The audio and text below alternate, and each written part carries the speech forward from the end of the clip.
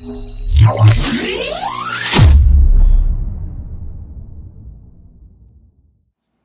guys, it's Ethan from Zimmer Labs, and this is part 1 of the Metal Master video. The best part about, well, one of the best parts about building this was really a lot of fun, and it was really a privilege to build, but one of the best parts about building this is that I got to build it using a real, genuine, authentic vintage Graflex flash. So I thought I would take the opportunity to compare and contrast a genuine vintage Graflex flash with a good replica, and kind of show you guys some of the differences between the two, so that, you know, to the extent you ever are trying to get a vintage flash, you'll have, you know, a better chance of getting one that's legit. Because to be perfectly honest, it can be challenging to tell the difference. Obviously, first thing to look at is on the bottom of the pommel, on the maker's stamp, the patent number 2310165 is actually included. This is the only hilt I've ever seen that actually has the patent number. On the replicas it says USA. You know, everything else is the same. It says Graflex, made in the United States or whatever by the Graflex Corp, but it doesn't have the patent number. And this one is a Folmer Graflex. The Graflex company was called the Folmer Graflex Company, or the Folmer Graflex Corporation, for a while. I'm not sure if that was the original name or if that was just something that was, you know, for a period of time in the middle of the company's lifespan, but as you can see, this is made by the Folmer Graflex Corp. Patent number, Rochester, New York. So, that's the first thing to look for. This one on the left is a Parks replica flash, just so you guys know what it is. Some of the things that I've noticed after spending a whole bunch of time looking at them very closely.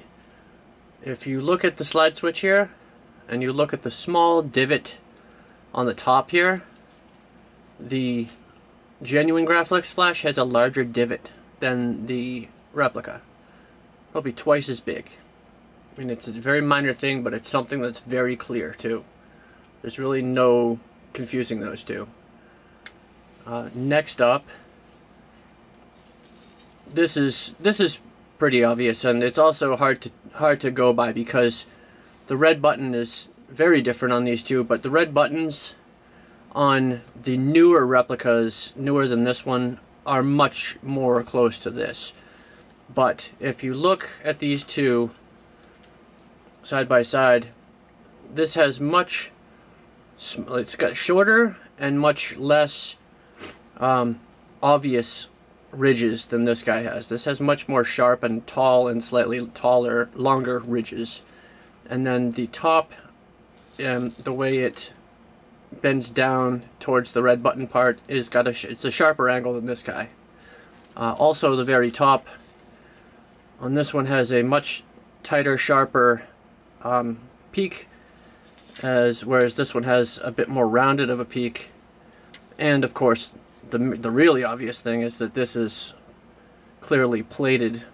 I don't know if it's chromed or what, but this is plated and this is not. This is just, I don't know, it's probably nickel plated over brass or something like that, but it certainly isn't chrome, so it's not shiny anywhere near like that. And if you look closely, you can see the machine marks inside here where it was cut out, and you can't on this because of the plating. The next thing, on the genuine Graflex flash, the rabbit ears look thinner, but they're more robust. And I'm not sure exactly why, but you can do this all day long and you're not going to bend these. These are going to stay true to form. If you do the same thing on the replica, it's already starting to bend. And if you do that, it is totally bent. And you're going to have to bend it back, like so, to get it back to shape. Whereas this one, it just won't bend. It's not going to do it. I mean, you could probably bend it if you really worked at it, but these are a much more rigid metal. The next thing you'll notice here is the ribbon part of the bunny ears that connects the two halves here, that kind of wraps around. It's like the expansion bit, this section right here. This is thicker than this. On the genuine Graflex, it's a thicker band than on the replica. This is almost sharp, and this is not. This is definitely 1.5 times as thick as that guy. Next thing I noticed, on the replica, the distance between the top of the emitter here, where the black lip is, and the top of these rectangular cutouts, like 3 millimeters, maybe 4. Over here on the genuine flash, it's more like 2.5. So these cutouts are closer to the top than on the replica. Replicas, these cutouts are a little bit further from the top. The next thing, and this obviously is not going to be a guaranteed tell because it's the glass eye, and the glass eye on a lot of times when you buy a vintage Graflex flash, the glass eye might be missing. There might be a red button down here, but the glass eyes, I mean, they are really very obvious. And first of all, the one on the right, this is a Folmer glass eye versus a Graflex glass eye. So they are actually a very different thing. It's got a flat top here. It doesn't round into the concave section here, whereas this is rounded all the way in and then rolls in. This is again plated with chrome or some really highly shined up metal. This is, I think, nickel plated brass, but it is not plated so thick that it's shiny. And again, you can see the machine marks on this guy. The next, probably the most obvious thing though, is because back in the day when the original Graflex was built, back in the day they used to make screws and things that were threaded more by hand than by machine. All of the new replica glass eyes and, you know, screws and everything else that you see these days, they're all just turned out by machines, you know, that are run by computers. A lot of these guys were turned out by machines that were run by hand. And when you see that, you see, you know, I don't want to say imperfections, but, you know, small differences. And if you look at these two side by side, you can see there are differences. To begin with, this genuine glass eye, the threaded section tapers in, so as it gets towards the base, the whole thing is thinner, whereas the replica does not taper in, it's straight the whole way. And that means on the genuine one, the threads actually get smaller as they go this way, and they get wider as they go towards the ridged section. These threads stay the same width from top to bottom. The next thing you'll see is that the knurled side here has a thin side and a fat side. And that is not a mistake, that's intentional. There is actually a little tiny lip right here. And I don't know exactly why that's there, but I know it was intentional, and the whole point of this glass eye was to allow a cable, a wire, to go through this hole where the glass part is and to go inside the flash, you know, when it was to be used as part of a camera. And I have a feeling that this little notch probably had something to do with, you know, a setting. It was probably almost like a dial, if you will. So depending on how far this turns in, you know, something changes. And that's why you get a little notch here to kind of indicate where it is, you know, beginning, ending, you know, high, low, whatever it might be. But, you know, it's just a small thing. But you'll notice the genuine glass eye will screw on no problem on the replica flash, but you cannot do the opposite. The genuine flash will not take the replica glass eye. It won't even fit in there. You can't get it in there to start screwing it.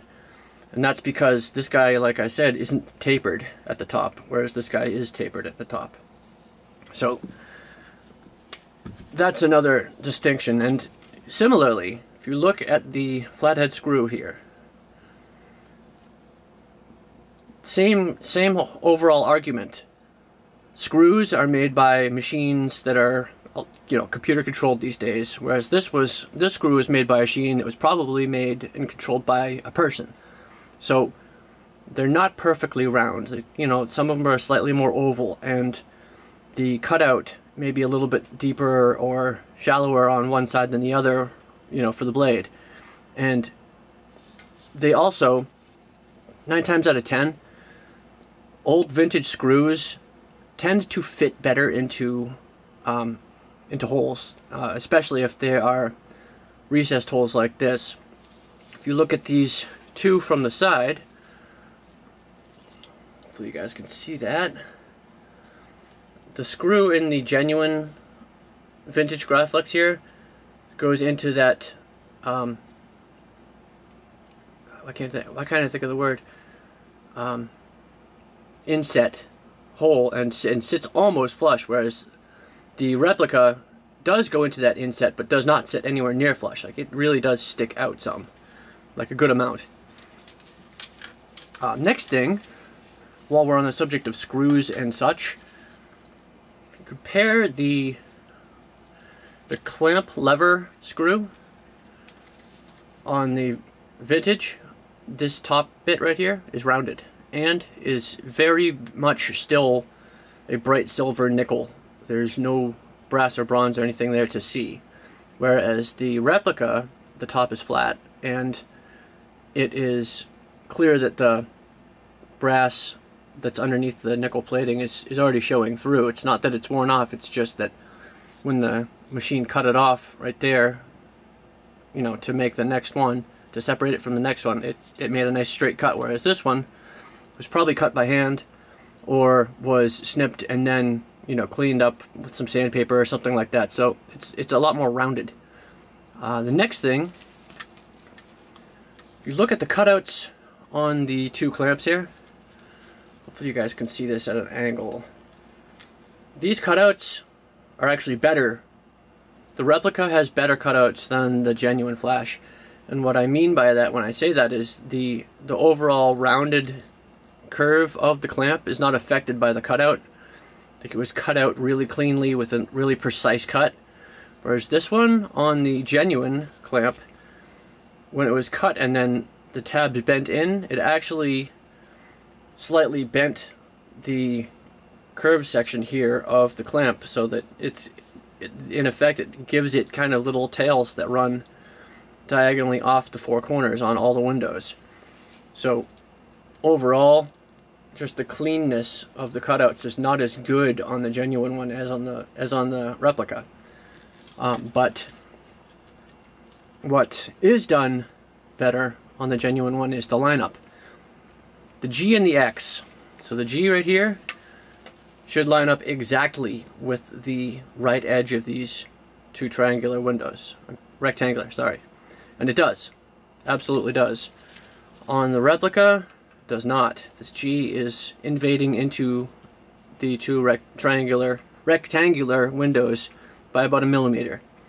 And then the same goes with the X. The X is going into the real estate owned by these rectangles over here, and this X is perfectly lined up with the edge. So on the genuine Graflex flash, the clamp, the G and the X are going to line up just right, and on a replica, the G and the X may not line up just right. They may kind of eat into this space. Another thing, which is very, very, very minor, but also indicative of old versus new and just kind of styles. If you look at this G, the G is essentially a 0 with the right middle section bent down and in. Whereas this G is not a zero. It's not a perfect oval. It has a flat bottom and a flat top, and then a curved corners all around. Whereas this guy is just rounded the whole way. It does not have a flat bottom and top. And that's, you know, something that I would say is pretty uniform throughout all 50s, 60s, 70s, you know, font styles. If you go back and look at old, you know, magazine type fonts, print settings and such, you'll see that rounded things were not perfectly round like they are these days, because again, they're not done by computer. These days everything is done probably laser cut by a computer guided machine, whereas back in the day they were not. They were, you know, probably machine cut, but the template or the jig or whatever was man-made. So it's a lot easier for a man to just make a straight line at the top and bottom and then round in the corners to meet the sides here, and to get an absolute perfect rounded top and bottom like this one has. It's really a lot harder for a human to do that, whereas a computer can do that no problem. That's very simple. So, you know, it's all in keeping with the human aspect that's involved with a genuine vintage Graflex flash versus the, you know, computer robotic aspect of replica flashes.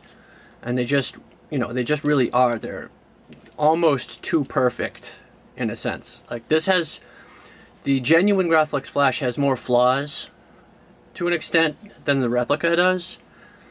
You know, more imperfections in its craftsmanship because it was limited by the amount of, you know, human involvement that went into the construction of it, whereas the replica has very little human involvement in it, and so it's all really a bit more precise. Next thing you'll note, the rounded lip here that runs around the bottom edge. It is very distinct on both, but this replica flash, the inside part, is a bit deeper than the vintage. This rounded lip doesn't stick up quite as much as the replica does. The replica is a bit taller. Oh, what else? Oh yeah. Kind of hard to remember all the little things here. If you look at the clamps from above or below, you'll see that this is just like the G. See the clamp sides here where it wraps around the bubble strip? You have a flat edge, and a flat edge up top here too, and then it kind of, you know, it bends, the metal's bent over here to kind of hold this bubble strip in place. If you look at the replica, this is a perfectly round channel here. It doesn't have a flat side and a flat top and then a bend to make the two meet. It literally goes like an S right around. It's literally perfectly round right there. Yeah, that's better. So right here on the side, you'll see that that's a flat side and a flat top, and right here it's bent for the two to meet, versus the replica on the left does not have flat sides. It's rounded all the way around this. Flat, round, just like that G we were just looking at. Look at that again, so you guys can see the similarity of what I'm talking about. So the bottom and the top of this G are flat, and it rounds to go down with the sides of the G, whereas this G is just round. There is no flat in the top or bottom. Hopefully you guys can see that. And I guess that's about it. A couple other things I noticed, but not a whole lot more that really jumps out. The formed section here, where the glass eye screws in, seems to stand out a bit more on the replica than it does on the genuine flash. This is a bit more low profile, a bit harder to see, a bit more flat to the actual cylinder, whereas this guy sticks out a bit more. But the other thing is, with replicas, there are so many of them. You know, there are so many different replica manufacturers. There's Parks, there's Corbanth, there's 89 Sabers, there's the Graflex shop, there's Roman Props, and you know, God knows however many others. So the things that I just kind of showed you guys are going to probably change, you know, from different replica, from replica to replica. Some of the differences are going to change. And then, of course, the only other problem is the vintage Graflex flash was also not always uniform, because these were made for, I'm not exactly sure how many years, but 2, 3, 4 decades. You know, there were probably a number of different variations of the actual genuine Graflex flash. They're all real, they're all genuine and vintage, but you know, one that was made in the 50s versus one that was made in the 60s, you know, who knows? I'm sure there are a number of little variations. Like, obviously the Folmer Graflex flash versus just the standard Graflex flash is going to have differences. The Folmer glass eye is different. The Folmer red button is probably different. The beer tab, the sliding switch here are probably different. So, something else to keep in mind. Even if you have a genuine vintage flash like this, it may look slightly different from other genuine vintage flashes depending on the year it was made. But there are a few, you know, kind of reliable telltale signs that you guys can kind of go to see the difference and, you know, maybe get a better idea if what you're looking at is genuine or a replica.